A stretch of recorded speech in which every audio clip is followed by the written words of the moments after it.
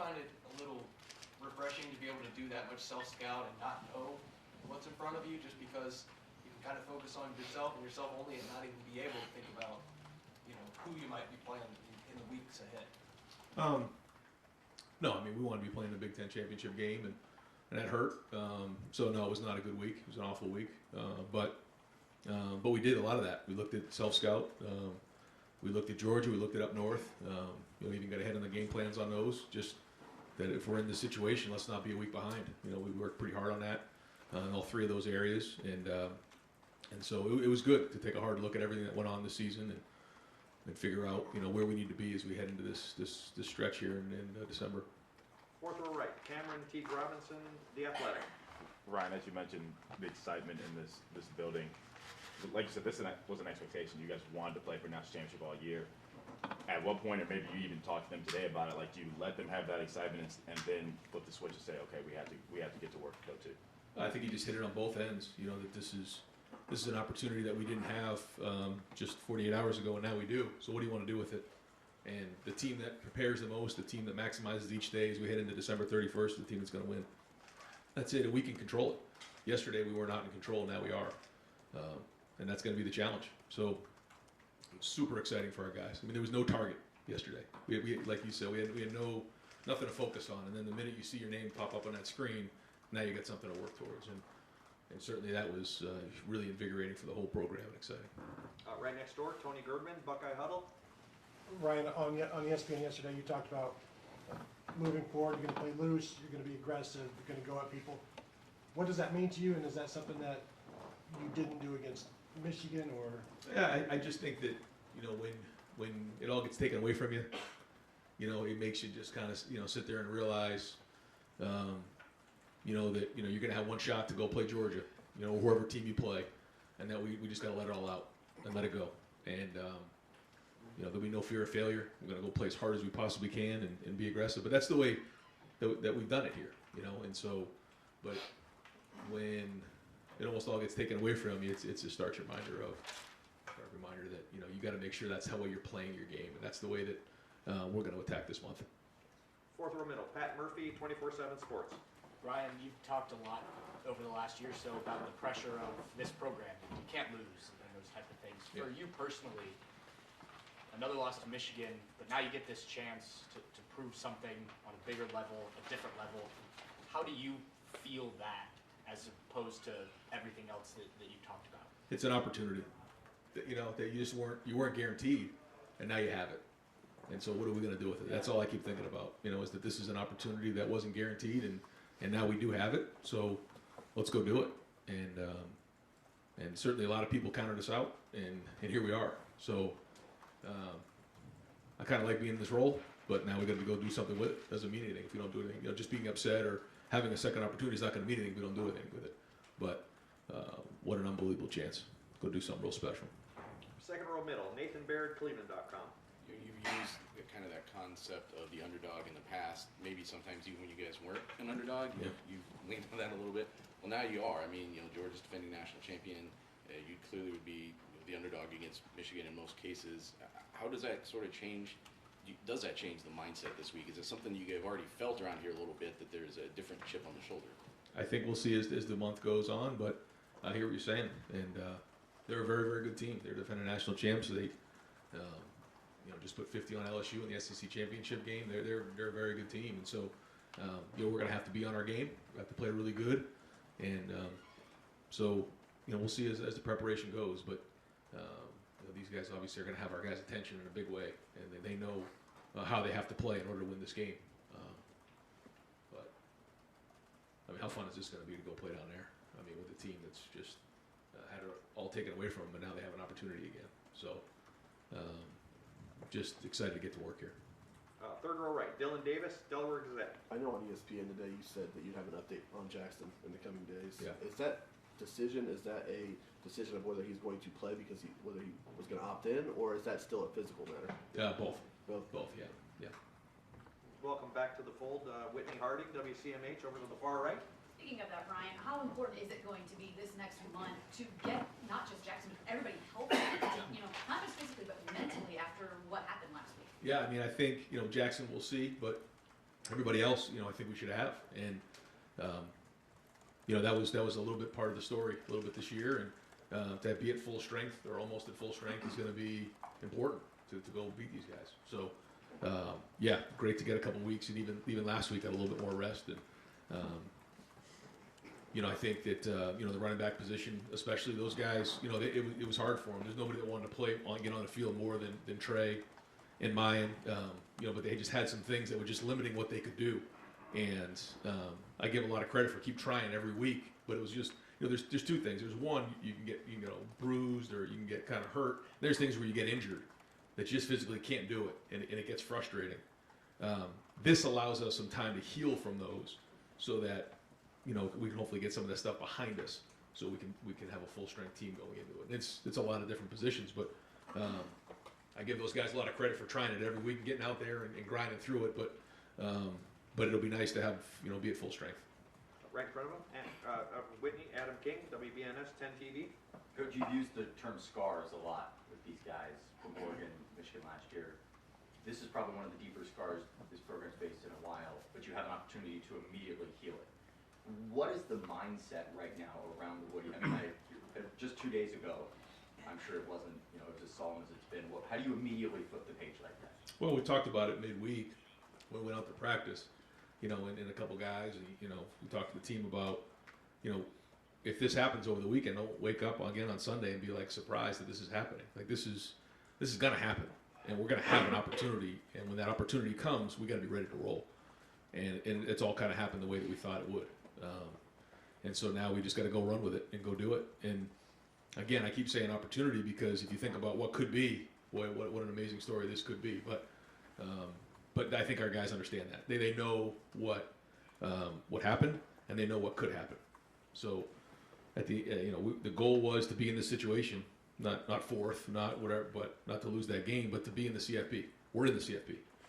We're 2 games away from winning the national championship, and that's the mindset of our guys. You guys have talked all year about goals. If things break the way they do, there's a chance that every goal is still in front of you, beating Michigan, winning the national title.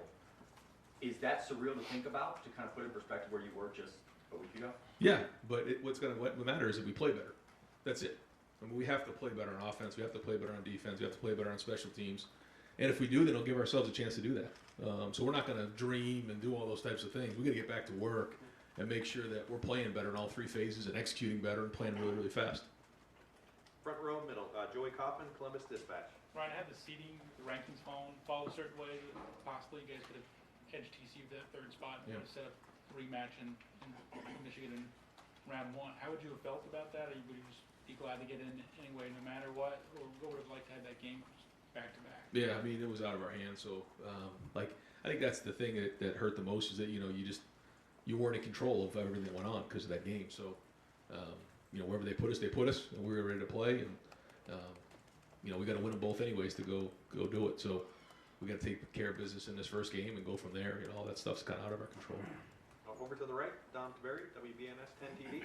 Coach, you said after the Michigan game, if you got in, you felt like you guys were a dangerous team. Do you still feel that way? Why? And also, how much of a benefit is it that this will be the 3rd time that you guys have been in the playoffs? Yeah, we, again, being there, we know what it's like. But I think we're dangerous because, you see us in all 3 phases at certainly a good portion of the season playing at a high level. More explosive on offense. We've been really opportunistic on defense and had some really good games there. Certainly winning, on the road at Penn State was a really strong win. And in the end, that's probably put us in that spot because, getting a double-digit win on the road and really what turned out to be one of the top divisions in the country, right? I mean, you had 3 teams in the top 7. And so when you look at all that, and not playing our best football in the last game, yeah, that makes us dangerous. Front row right, Austin Ward, Rivals 97.1. Ryan, when you talk about these practices on Wednesday and Thursday and being ready, you also you didn't have a target. How did you evaluate those practices? Like, did it actually look like they were working towards something, or going through the motions, or what did you see? No. I mean, it was a very focused week. It was very focused. And I thought guys really did a nice job of being locked in. I really did. And I thought we came out swinging pretty hard, and then And then, a couple plays here and there, obviously, with the explosive plays, and then getting ourselves out of rhythm there in the third quarter cost us the game. And certainly hated the way it ended with those couple long runs. I mean, that just ruined the whole day, really. But, because it's in 7 minutes to go, it's an 8-point game, and if you just keep swinging, but it didn't happen. So was obviously very disappointed with that. But there was still a lot of good things that happened. It wasn't like, you watch the film and you're like, geez, we just got completely outmatched. It was just a lack of execution, too many big plays. I don't want to belabor the point because I know there's something, maybe not much you can say about it, but is there a timeline that Jackson has a deadline to meet, or do we just have to ask all the way up till December 31st? Yeah, we'll see. I mean, we'll see. I mean, it's the whole thing's been unfortunate, and certainly nobody wants to play more than Jackson, but just we'll probably have more in a few days. Front row middle, Bill Rabinowitz, Columbus Dispatch. Yeah, I got a couple. First of all, what'd you send Kyle Whittingham? Yeah, nothing yet. We'll see how it goes. But I will say, unbelievable on our respect for what he's done in going up against them last year in the Rose Bowl, and how what a pro he is. And then to see them play the way that they did in that game doesn't surprise me because of what they built there and how they do it. And really happy to see them win their conference championship again and go back to the Rose Bowl. And, really job well done. That was a throwaway. It doesn't count. Can you address, the big plays? Yeah. When you dissected them, I mean, we've all looked at them. We can kind of pinpoint what happened on some of those. Was there any overriding thing with them? Is there anything you can say about what caused those breakdowns? I think, like anything, whether it's offense, defense, or special teams, I mean, it's a combination of things, you always feel like as a play caller in all three phases that, you can put your guys in better situations. That's our job as coaches, is to put them in better situations. So that's the first thing you always look at. And could we put our players in better situations? Yes, we could. Can we execute better? Yes. And so it was a little bit of both.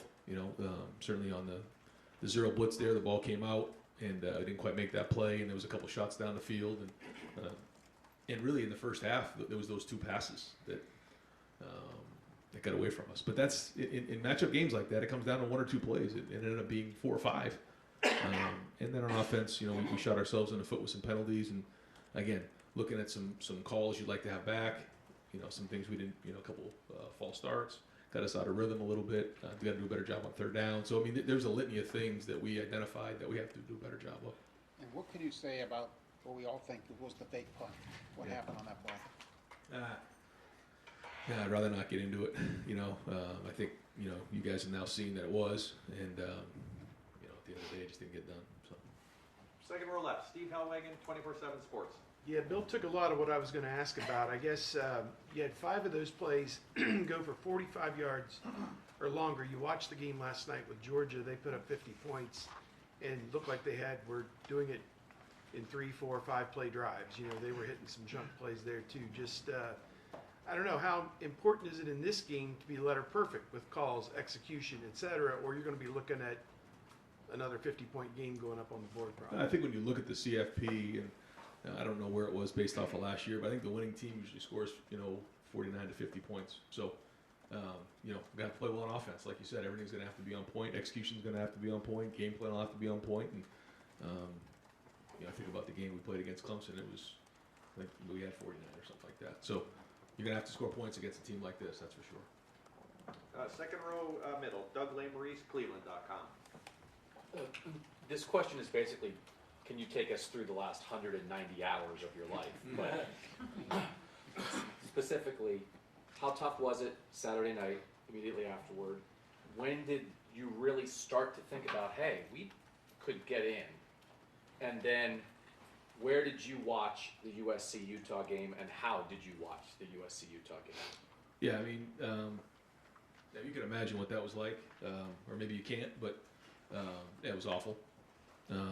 Rather not get into it, but it was a bad week. But went back out on the road recruiting, and then that night I was doing a home visit in Cincinnati. Drove from Cincinnati to Columbus for the first half, and then made it home and watched the rest at the house. So did you have it on radio, on your phone, on the TV, over in the passenger seat? Yeah, on the radio. On the radio, yeah. And did you think Saturday night, after the loss, we could still make it? Or what, like how, when do you start processing that possibility when you're dealing emotionally with such a difficult thing? Yeah, I mean, it takes a couple days to get there and figure out what's next. But you know, as you start to get towards, you know, Monday, Tuesday, and, you know, get the guys together and say, okay, what's the plan for this week? All right, you know, we got to identify what went wrong, but then, okay, what are we doing moving forward? And that's why we decided to have a team meeting and a practice on Wednesday and then on Thursday, and get out there and say, guys, you know, and I say, you know, we're playing, you know, in a game here in the CFP. So we got to keep our edge. I think that's important. I think once you get into a whole week of doing nothing, you can kind of get into that off-season mode, and you get a little lazy, a little sloppy, and we didn't do that. We kept our body weights up. We got back on the field, got to work with no guarantee of anything. But the guys went out there and had a really good practice on Thursday, and said, you know, if we make this thing, then we know we have this in the back pocket. Kept our edge, and now we'll go back out there on Tuesday this week and get back to work.